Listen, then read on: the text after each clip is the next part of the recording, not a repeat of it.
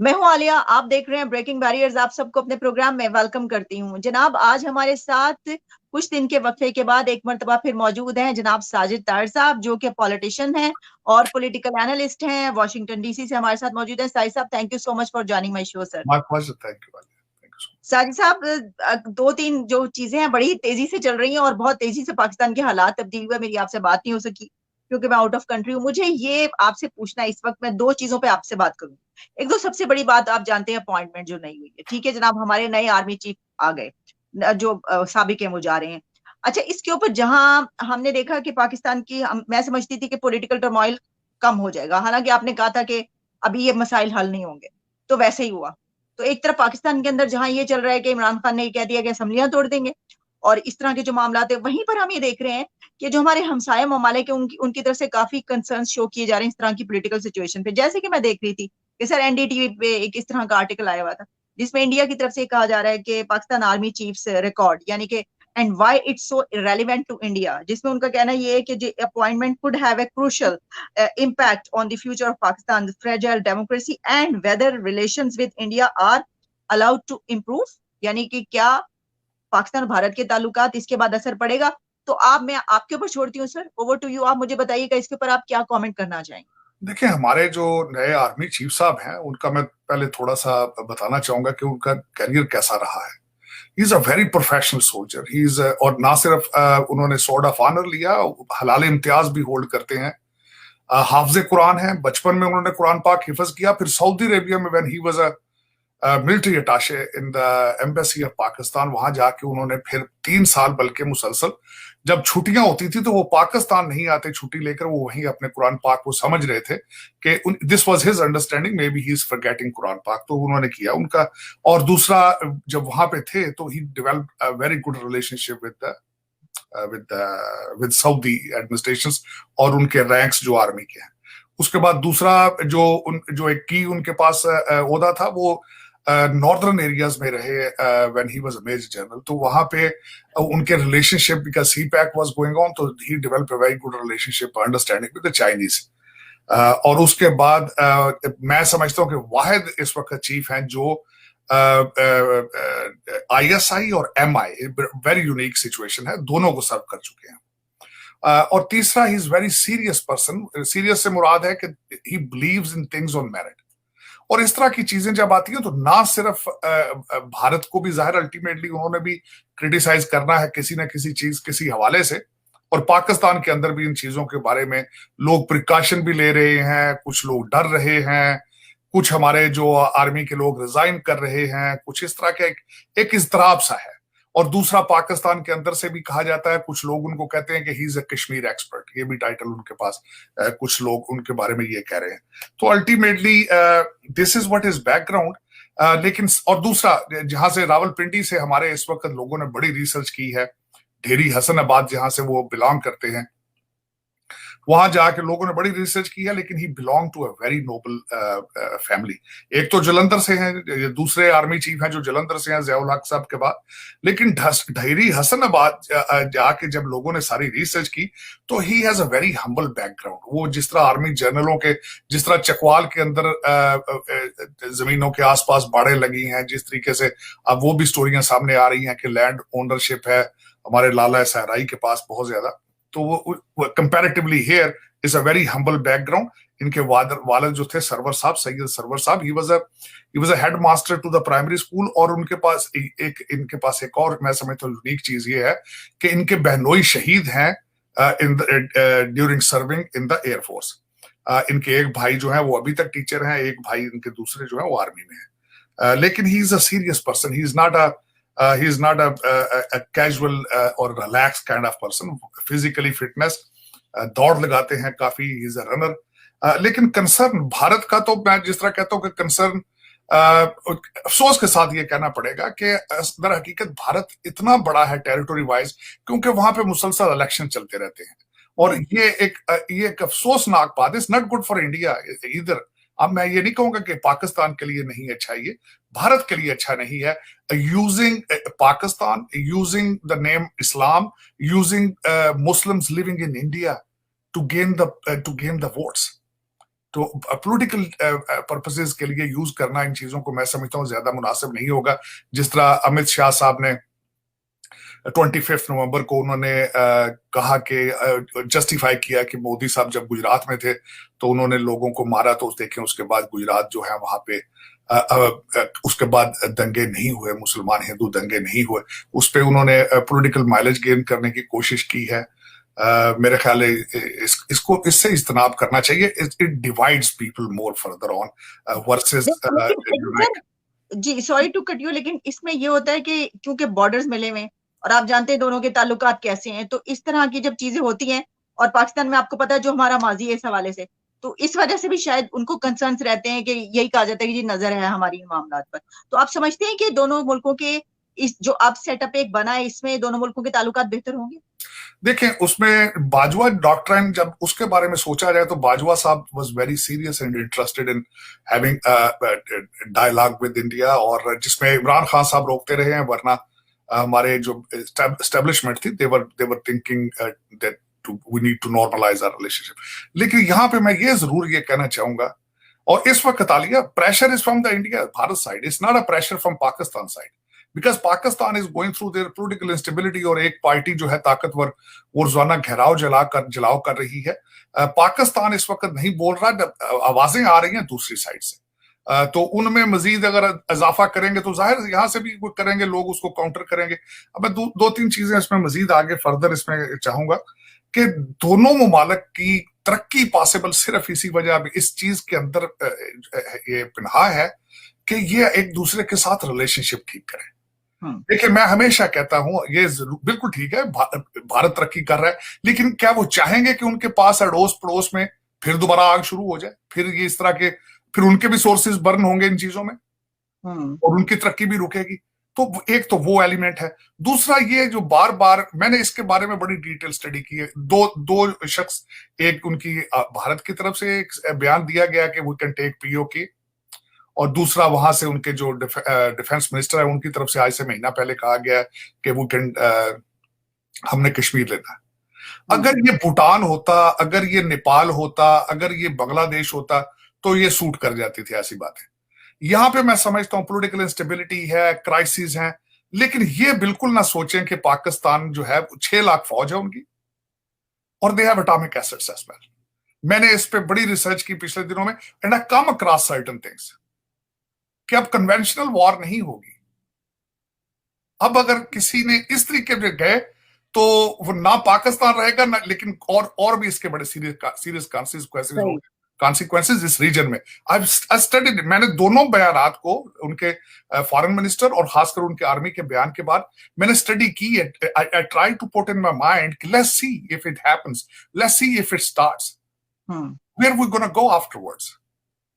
दोनों कंट्री, मैं सिर्फ पाकिस्तान की बात कर रहा हूं, it will be a massive destruction in the region, massive destruction. तो उसमें मैं ये कहना चाह रहा था कि एहतियात करनी चाहिए अंडर सर्कमस्टांसेस। उधर से भी बार इधर से इशू मैं बताना चाहता हूँ, अफगानिस्तान के हालात जो है वो फिर दोबारा पाकिस्तान के लिए फिजिबल नहीं, उनके बयानात आ रहे हैं। और दूसरा, पाकिस्तान को ये नहीं भूलना चाहिए कि वहां 85 बिलियन का असला छोड़कर गए हैं अमेरिकन, और वो असले को मुसलसल जो उसमें से रिपेयरेबल था उसको रिपेयर कर रहे हैं। और वहां उन्होंने मैं अब नेक्स्ट सेगमेंट में उसमें तैयारी कर रहा था कि उन्होंने कितनी अपने आर्मी को कितना स्ट्रांग कर चुके हैं, उन्होंने कितने टैंक्स ठीक कर लिए हैं, उन्होंने कितने जहाज उड़ाने के लिए रिपेयर कर लिए हैं। तो ये सारा एक रीजन के अंदर जो है वो उसका सारा प्रेशर पाकिस्तान पे आएगा। तो पाकिस्तान इज फेसिंग, वही बात हुई, बाजवा साहब का डॉक्ट्राइन का एक हिस्सा ये भी था कि एक बॉर्डर को सॉफ्ट करके दूसरे बॉर्डर को उस पर तवज्जो दी जाए। तो वो डॉक्टर आजकल नहीं काम कर रहा, क्योंकि इधर से भी आवाजें आ रही हैं और उधर से भी आवाजें आ रही हैं। तो सबसे बड़ा चैलेंज जो होगा हमारे आसिम मुनीर साहब के लिए, जिस तरह मैं एक और अर्ज करना चाहता हूं कि वेस्टर्न मीडिया जो है, जिसमें इंक्लूडिंग गार्डियन, जिसमें including Washington times, Washington post और न्यूयॉर्क टाइम्स, इन्होंने 2 चीजें आइडेंटिफाई की चैलेंजेस आसिम मुनीर साहब के लिए। नंबर 1 इकोनॉमी, और दूसरा जो एस्टेब्लिशमेंट की रिप्यूट को डैमेज हो चुका है। These are the two, to restore trust and faith in the institution, और आर्मी को मदद करनी पड़ेगी इकोनॉमी के लिए। और उस इकोनॉमी किस तरह ग्रो करेगी, जब तक ये जो हमारा अमर में मारूफ है इसका कोई खुल के इसको जब तक डिसाइड ना किया जाए, अफसोस के साथ कहूंगा आसम स्वाति साहब ने जो अल्फाज जो उन्होंने लैंग्वेज यूज की है लोगों के लिए, दैट वाज सीरियसली एम्बैरेसिंग। और गिरफ्तार हो मैं गए। आ गया उसमें थोड़ा सा मैं टच देना चाहूंगा, क्योंकि कल एक बहुत बड़ा वाकया था, जो जलसा था, उस जलसे के बारे में मैं थोड़ा सा एक्सप्रेस करना चाहूंगा कि what I have found out about it.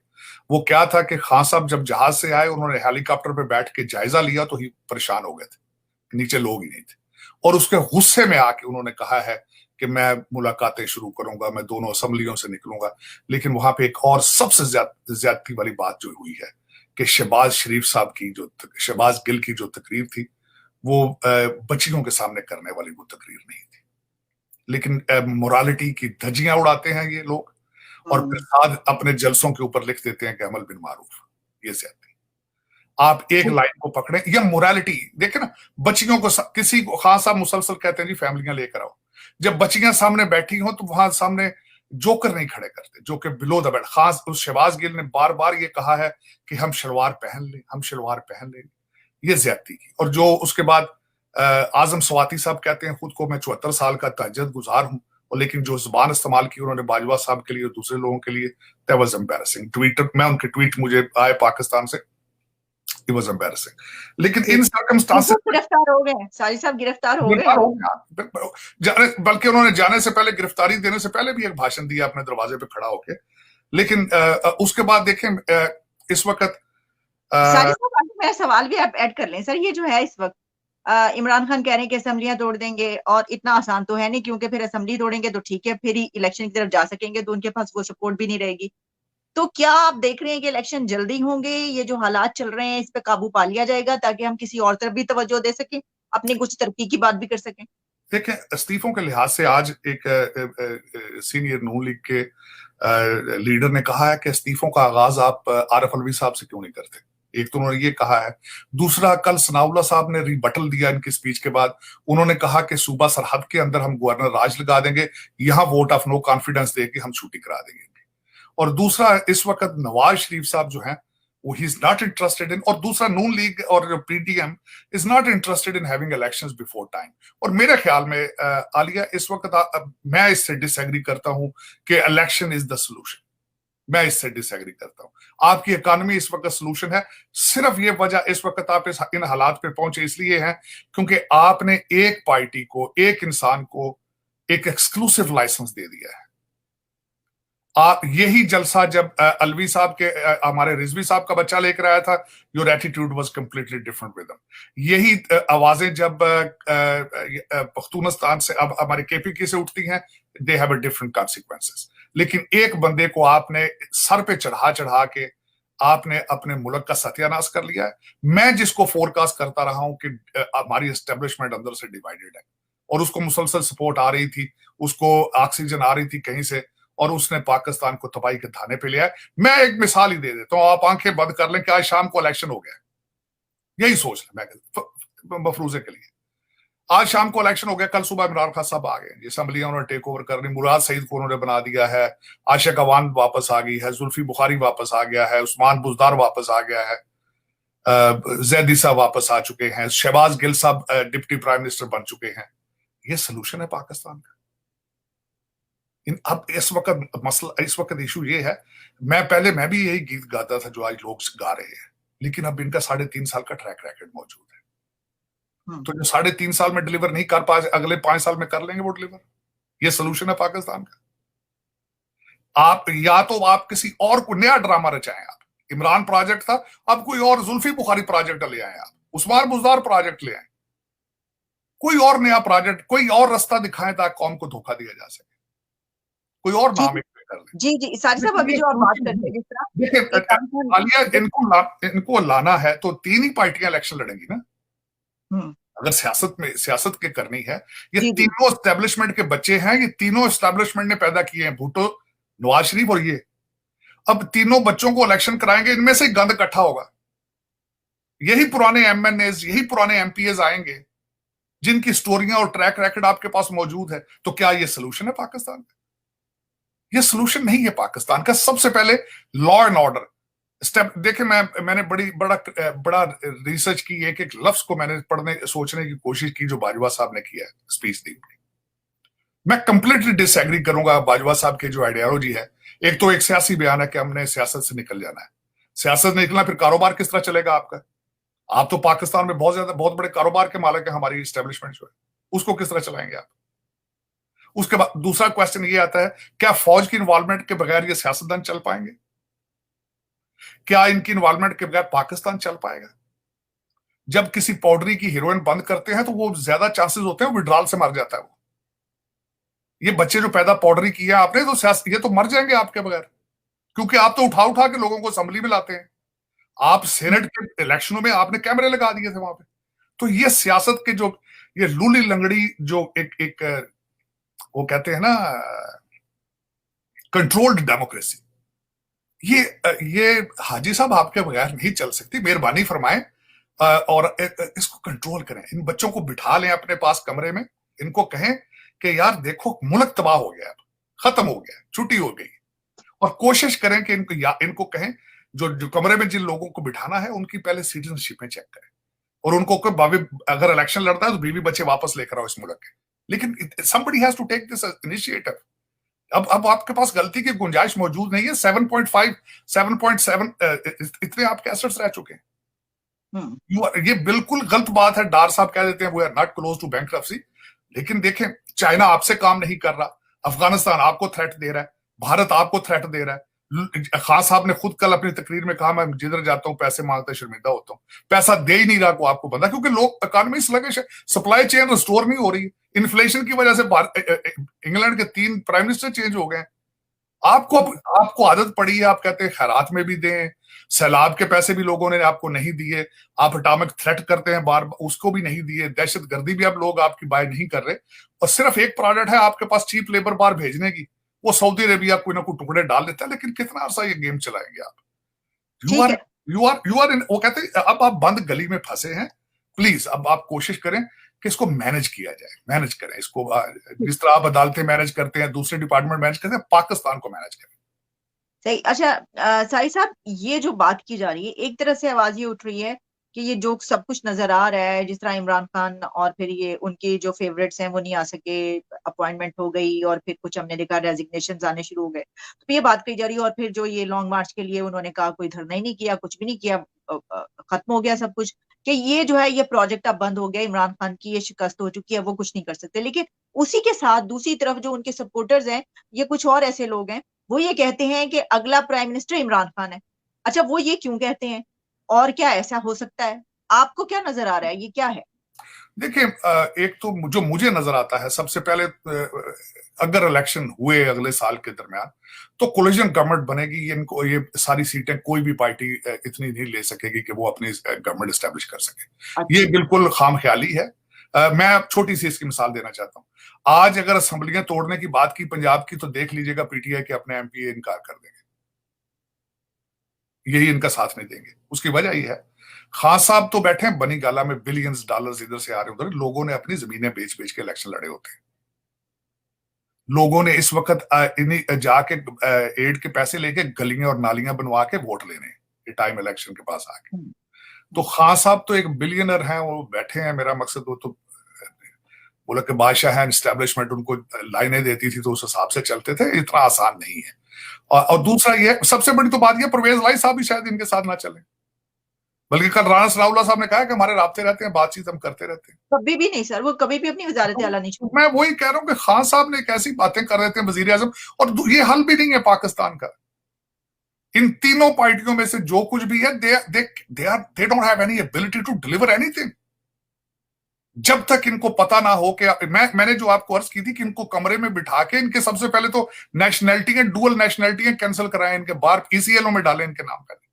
इन्हें कहें कि जिसने इलेक्शन लड़ना है हमारी शर्त है कि ईसीएल में नाम होगा उसका। आपने 75 साल बड़ा मजाक कर लिया, बहुत आपने खेल खेल के आए खेलने खेलने कर वाला बहुत कर लिया। अब आपके पास इससे आगे गुंजाइश है नहीं है, क्योंकि आपने, अफसोस के साथ कहूंगा कि आपने पाकिस्तान के साथ ज्यादती की, और वो ज्यादती 75 साल की, 75 साल। और मैं बल्कि ये मेरी ख्वाहिश होगी अपने स्कूलों में बच्चों को पढ़ाएं कि 75 साल पाकिस्तान को किस तरीके से लूटा गया है। एक सब्जेक्ट होना चाहिए लूट ऑफ पाकिस्तान। ठीक ठीक है। अच्छा साजिद साहब, अब आखिर में मैं जानना चाहूंगी, कल आप एक बहुत जबरदस्त एक स्पेशल डिनर अरेंज कर रहे हैं, कुछ बहुत ही यहाँ से डेलीगेट्स और डिग्निटरीज जो हैं वो अमेरिका पहुंची है, वहाँ पे एक कॉन्फ्रेंस हो रही है कोई, उसके बारे में प्लीज आप हमें बताइएगा कि वो कौन सी कॉन्फ्रेंस है और कितनी देखिए, सिग्निफिकेंट कॉन्फ्रेंस है। एक हार्वर्ड यूनिवर्सिटी में एक बहुत अच्छी कॉन्फ्रेंस हो रही है जिसका नाम ही 75 ईयर्स ऑफ पाकिस्तान, इसके ऊपर कॉन्फ्रेंस हो रही है और उसमें बड़े बड़े अच्छे स्पीकर्स पाकिस्तान से भी लोग आ रहे हैं, और जो बिलखसूस हमारे प्रोफेसर हजरात जो है हमारी यूनिवर्सिटियों में जो पाकिस्तानी डिसेंट से हैं, वो वहां पे बोलेंगे, आके बताएंगे कि हमने क्या खोया क्या पाया। अब वो अपनी अपनी गाइडलाइन है, अपने अपने उनके सब्जेक्ट हैं, लेकिन वेरी इंटरेस्टिंग। और मैं खुद उसमें जा रहा हूँ, उसमें डिनर होस्ट कर रहा हूँ, स्पेशली जो पाकिस्तान से लोग आ रहे हैं। मैं समझता हूँ कि will be a big opportunity to learn many things and to talk to them. और मेरी भी ये ख्वाहिश होती है हमेशा हमेशा कि लोगों से पूछूं कि हमारा फ्यूचर क्या है, हम किस तरह ठीक हो सकते हैं। ये मेरी खुद बहुत बड़ी ख्वाहिश है, क्योंकि ultimately Pakistan is my Motherland, तो मैं आई एम कंसर्न। लेकिन मैं बल्कि वहां से नोट्स लेकर आऊंगा, लोगों के करूंगा, और इंशाल्लाह हम लोगों को, आपको सबको, हम विल एजुकेट देम कि what they are talking about. बिल्कुल ठीक, जरूर इस पर बात करेंगे सर जब आप वापस आएंगे। क्या कैसा रहा ये, आपसे दोबारा भी बात होगी साजिद साहब। Thank you so much for your precious time. My pleasure, thank you so much.